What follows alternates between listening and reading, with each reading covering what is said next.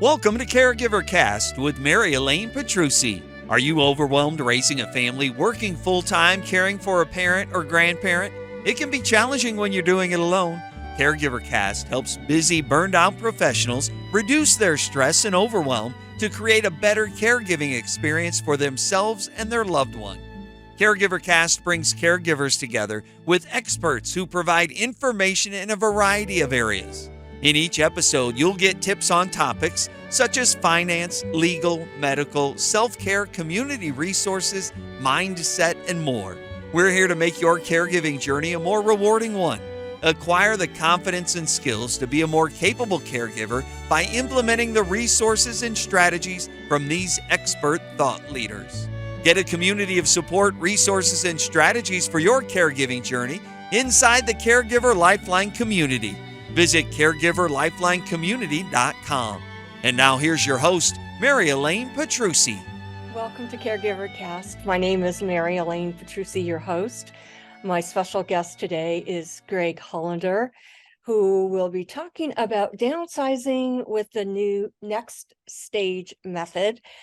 And before I formally introduce Greg, I'm just going to give you some background information about him. So Greg is a real estate sales professional in the city of Ottawa.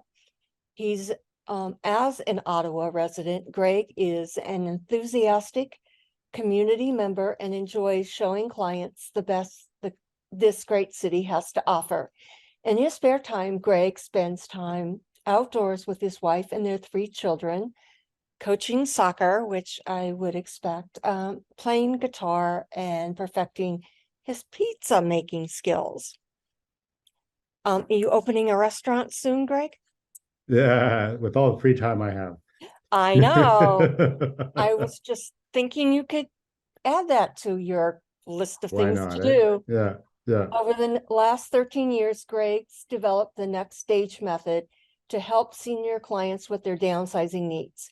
From settling their home and finding a new living environment, to working with special services to attend to their specific needs, the process will be made as easy as humanly possible.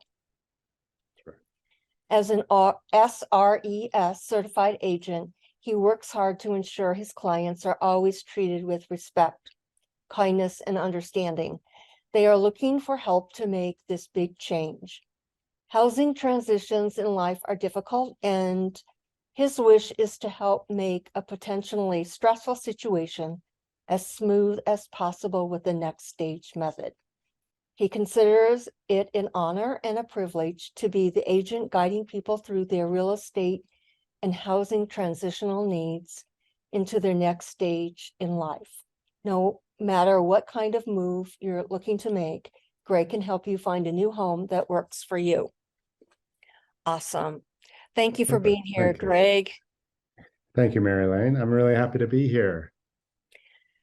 And so let's start with what type of person is thinking or should be considering downsizing? Wow, that's a really good question. A good place to start too. Well, you know, the kind of person who's thinking of downsizing is someone who's reached a stage in their life where they don't need such a big home. I mean, it's almost pretty obvious, but the reality is that can come in many different shapes and sizes. It could be someone who is an empty nester and their kids have moved out. They're adults now. They've gone off to college or married with children, and they have a big empty house now, and it's just a lot to do. It could be because they're finding the house just too much to handle with maintenance. Going up and down the stairs is kind of hard on the knees. It kind of gets that way after a while. And another thing too is the cost might be a bit too much for them. They may be at a point in their life where they're retired and they're on fixed income, and all of a sudden they need the roof repaired, or the foundation is beginning to crumble, or what have you, and it's just too much for them. And then there's also the health side. They may be getting much older and in the senior years, And, they may be developing dementia, or they may be developing other health concerns. And they being home alone isn't safe.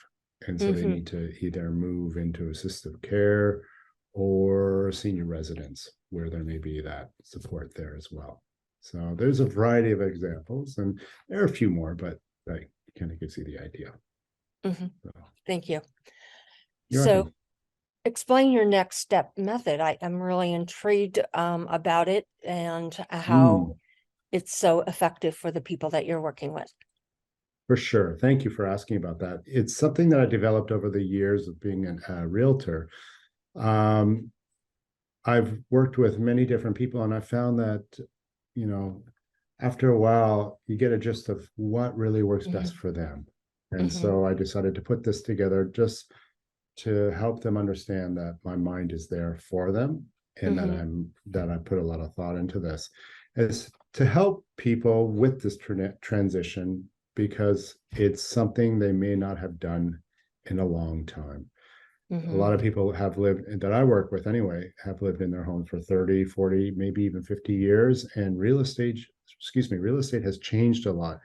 Not only that, but it's been a while, so they may not even remember what it was like. And so it can be very scary and very daunting. And so I've built this method to help them, and the process runs smoothly. It's built into 5 stages. And the first stage, which is in my mind the most important stage, and that is getting to know each other, the meeting stage. And that to me is really important, because it helps us learn more about each other, learn what makes each other tick, and decide whether we're actually suited for each other. I've always been someone who believes if the fit's not there, then there's no reason to go forward. I'm not going to force a business relationship on someone just because I need the business. To me, it's about making sure that the fit is there, so everyone can work well together, and that there's trust and respect involved. So, this stage is really important, and it's important right off the bat, because you don't want to wind up with the wrong person. The next stage is what I call the planning stage.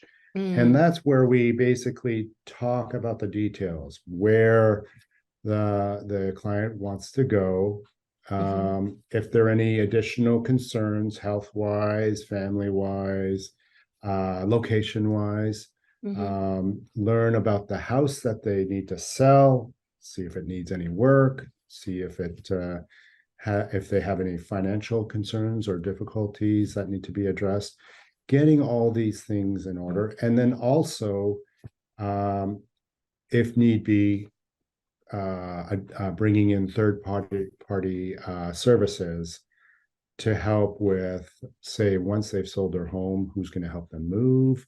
If their home is full of stuff, some people call it clutter. I find clutter is kind of a bit disrespectful, but that might help people understand. Then there's people that can be brought in to help them organize, and makes it a lot easier for them.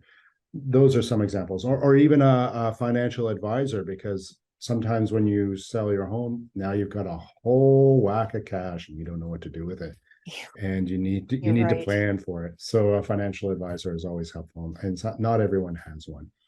So that's part of the planning stage. And after the planning stage is the organizing stage. And that is where we take what we've spoken about, what we've been planning about, and put it all into place. We draw up contracts. So if there's a sale, then we do a listing agreement. And if there's going to be a purchase, then we do a buyer rep agreement and get that all out of the way. And we draw up 2 lists of action plans, or action items that I like to call. And it's based on the planning stage, all the steps that we need to do, all the people we need to reach out to, all the things that need to be done before we actually go into the next stage, which is the buying and selling stage. And that's where the rubber hits the road, and we sell the home or we buy the home or sign the rental contract, the lease agreement, and get everything all ready. And that all leads to the next stage, which is why I call it the next stage method. And the next stage is you having sold your home and having your new home, making that transition. And the third party services are a big part of that as well, but I'm still there. I don't let you go. But the lawyers and the lenders will take care of all the finances and all the legal stuff. The movers will help you with your moving your stuff. The transition specialist maybe will come in and help you dispose of some things that you might need to because of the clutter that I was talking about. And it's all to take you to a better place. And that's all what we want, right? Is to make sure that you get there safe and sound. And so that's the next stage method. Well, thank you very much for sharing enough. it. It sounds very detailed and very specific in each stage, and one builds on top of the other. So it makes logical sense to me. It's very sequential. And great, thank you. You know, so I'm sure that your clients really appreciate that. Are there specific things that the client should be either asking or thinking about when they're downsizing? Oh, for sure. You know, part of the process is me asking these questions, but it's, you know, I'm not always there for them to think about these things. So I can tell you now. And that is, first and foremost, what are the pros and cons of moving? Asking yourself, well, typically the pros are, you know, you're going to be saving some money and you can access money from the sale of your home, less upkeep, the ability to age in place. That's something that a lot of people are talking about now. You know, the whole idea of aging in place, some people think it means keeping that big home and aging in that place. Well, it could mean that, but you might need a lot of help to do that because these are big homes and they need upkeep. Another way of looking at aging in place is finding that place to move to that's more manageable and a better size for you or better fit for where you are at in this life, and aging in that place. So that's something else. A con may be, well, it is a smaller home. You're used to a bigger home and now you have to change, and it's different. And different things aren't always easy. The expense of actually making the move, hiring a lawyer, getting movers to do it, having a realtor help you with it, there's a cost to it. And then another thing, which is I find the biggest thing, is letting go of meaningful items. You know, really sometimes, well, usually because you're moving into a smaller place, it's not all going to fit there. You're going to have to let go of things. So that's always tricky. Another thing to ask yourself is, and I brought this up before in the pros and cons, are you financially ready to downsize? So can you afford the move?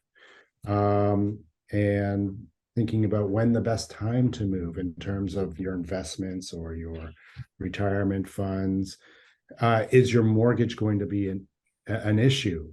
Like, have you paid off your mortgage completely? Then it's not going to be an issue. But if you still have a mortgage, can you carry that mortgage with you? Can you pay off that mortgage completely? Those are some things.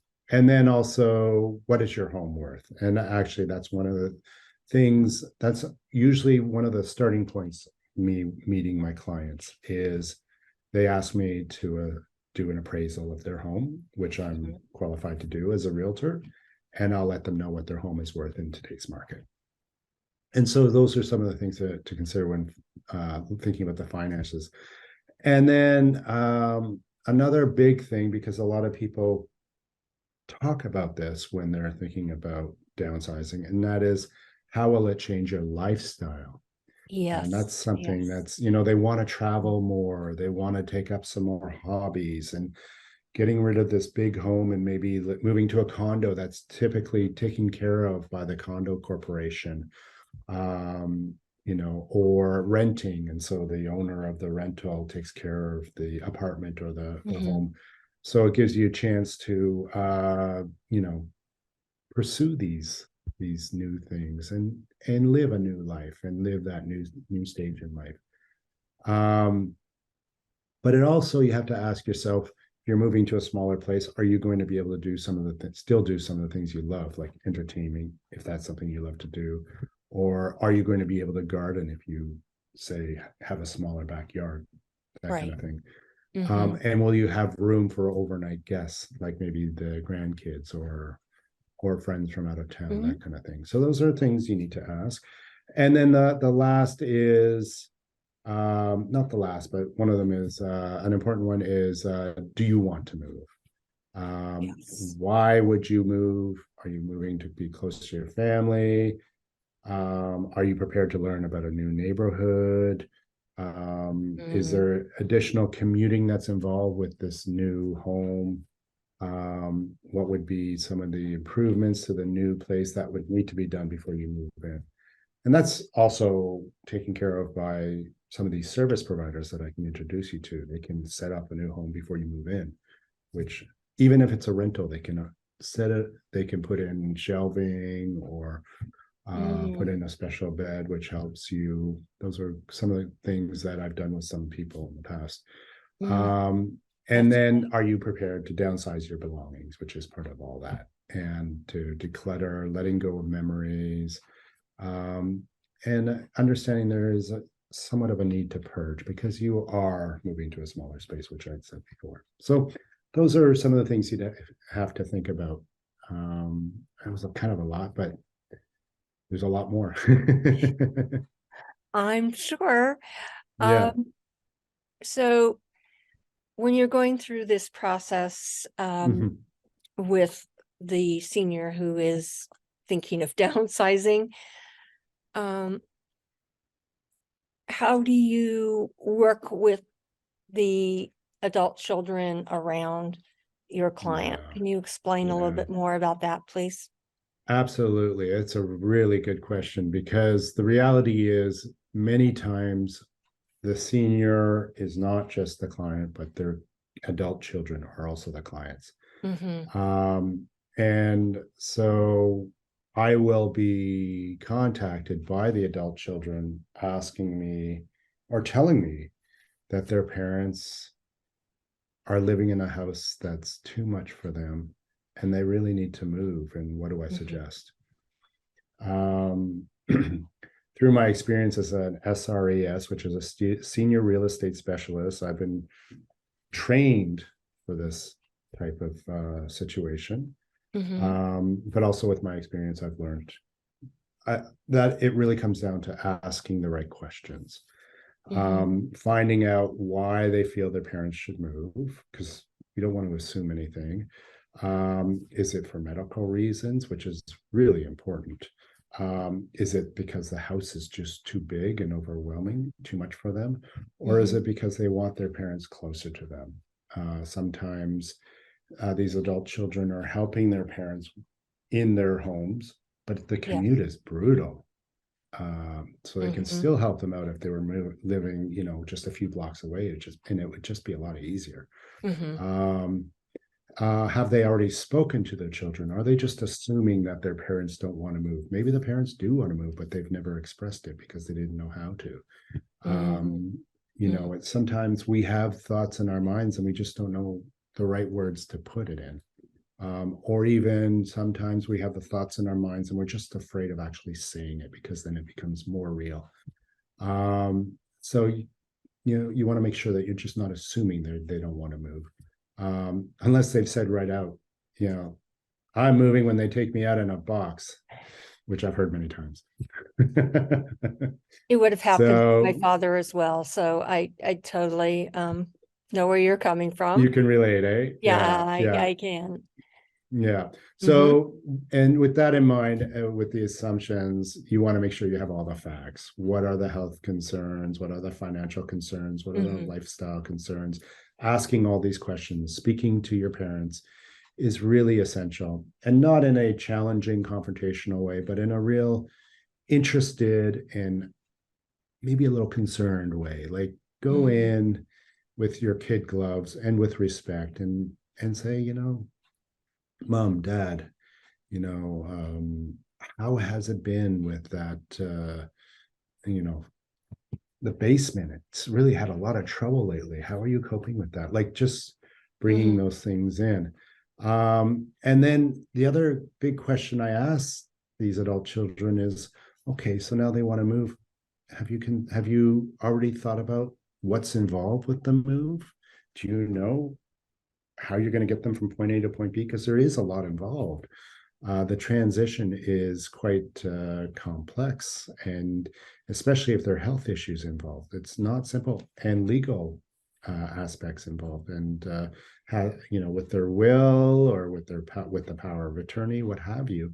You really need to be prepared, and also know where they want to move, whether they want to buy a condo or a smaller home, whether they want to just rent an apartment, whether they want to move to a senior residence, or move in with you and the kids. And are you ready for that? I mean, That may is sound like the a good idea, question. but is it a great idea? Yeah. I know Right. a lot of families, they put in a nice in-law, what we call an in-law suite in the basement, with a kitchen and their own entrance and exit, and it works beautifully. So that's all stuff. And then also, can they afford it? That's a big question too. So, and then all that being said, are they aware of what the different options are within those different categories? Like, senior residents, have they looked at all the different residences? If they're thinking of downsizing to a smaller home or to a condo, have they spoken to a realtor to know what the market's like, what their home is worth, all those little things. So it's always best when you're sitting down with your parents to talk about these things, to have all that information in your back pocket, not to use as a weapon, but to use to help them with this big decision. And information is pretty powerful. So that's the way I've always seen it anyway. So Information is power. I agree. isn't it? Yeah. Yeah. It's a beautiful thing. If you can broach it respectfully with your parent. And for me, not to say it's I easy guess, though. yeah, I know. Yeah. Sorry to interrupt, but yeah. No.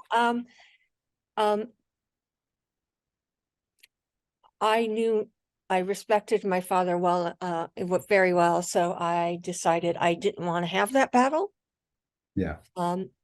And I was just perfectly happy that he would allow me to take him drive everywhere, which was nice because I didn't have to fight for the car keys. So fighting over the house would have been a major battle, and it would have been a start of World War III. Yeah, somewhere in Denver, that, right? It wasn't worth it to me. No. So Greg, with your experience, how do people get in touch with you as a senior real estate agent, so that they can start having those conversations? Absolutely. Well, my phone number, and it's an Ottawa number, but I can give it to you right now. It's 613-795-3871. Okay. And my email address, it's pretty simple. I try to make it as easy as possible. It's Greg, Greg, at Greg Hollander, Greg again, with HOLLANDER.com. It's pretty simple. You can reach out to me that way.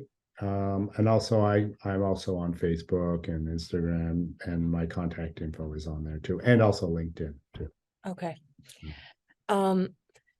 So It sounds like talking with the senior and keeping the adult children in the loop Mhm. is really beneficial. Do you ever encounter a time when that type of communication between you and the adult children and the senior break down in some way? And if so, how do Um, you navigate that? yeah, it's interesting. I've been really lucky that it's never turned into that for Okay. me.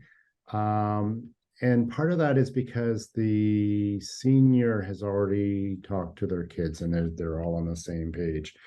Um, but I have had um, suspicious adult children approach me and Mm, with an air of caution, just trying to get to know me. I had one client just last year. She was a wonderful old lady. She was in her 80s. She was a real powerhouse too, but she was like, it's interesting. She was about 4'11, not very intimidating looking, but she was really smart and mm, really like she's always been a single woman and homeowner, very successful in business. And she was moving up north to be with her family, which is where she was from originally. mhm, And so when I sat down to talk about the process, she had brought in one of her nieces mm. to sit with me because she was saying no, she didn't have her own children. So, but it's kind of the same. And so they had a lot of questions for me. So it's about being prepared and, Yes, and keeping my sense of humor and which helps too, definitely. and And being respectful. obviously, you passed the test with the family member, so Yeah. um, everything worked out well. Yeah, I was lucky. And they were wonderful people and they were just looking out for their aunt. Mhm, And I would be doing the same thing. I've also had another gentleman who was not new, but had been a widower for 2 years, and he was now on his own. mhm. And I remember him telling me he said, I wake up now, and I'm like, I'm all by myself, you know, lying Right. in bed, and it's kind of sad. He wasn't looking for pity; he was just stating a fact. He was kind of that person, that a pretty logical person, so he was just speaking factually. He was involved in a lot of clubs, and he had lots of friends in town, but his family was, well, he had quite a few kids. They were mainly in another city or around that other city with grandkids, with Mm. his grandkids. And so he decided to sell and move to where they were, to be closer. And so once that was all decided on, and I was hired by him, his kids were brought into the process. And so I got to meet them. They were wonderful, and they weren't they'd certainly ask me a lot of questions that were important, but not challenging or anything, but just like any client saying, oh, well, what about this? And why is this happening? And that kind of thing, which is fine. I'm okay. Because either they or their father is going to be asking me these questions. Right. And it was great working with them because it was almost like a big team, which I thought was kind of Awesome. fun. Yeah, yeah. It sounds like a wonderful combination, that an approach that you use so that everybody Hmm. is brought in, everybody knows Hmm. exactly what to expect, when to Hmm. expect it. It's very detailed, it's very sequential about all the details that have to be taken care of. Um, Oh, yeah. and it makes the whole process so much easier. Yeah, yeah. It, This is a life-changing event, mhm. not only for the parents, but for everyone in the family, or if it's just one person alone, it's still a life-changing event. And it needs to be treated with the respect that it deserves. And so that's the way I've always come to it. So It sounds like you've been very successful at it. So yeah, thank you. why we're here talking about it. Yeah, So that's it.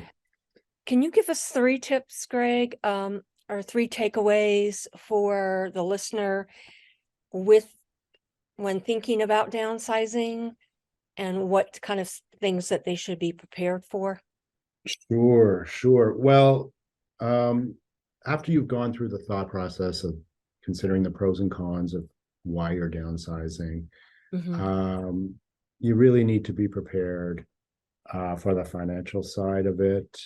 One of the service providers that I think I mentioned before would be a financial advisor, and maybe meeting someone if you don't have one already. Like that woman that I mentioned before who was moving up north with her family, the real dynamo. Yes. She was all set. So some people are all set, and that's great. Some people aren't, and that's fine. That's fine. You don't always think about these things, but it really is helpful to have these people helping you with it. And then making sure that you have your movers in place and your lawyer in place. And then if you have any health concerns, having all that taken care of. And if you're moving cities, having a doctor waiting for you in the new city, maybe a referral from your own doctor, that kind of thing. I hope that answers your question. I'm not sure if I went on a tangent there. No. Okay, great.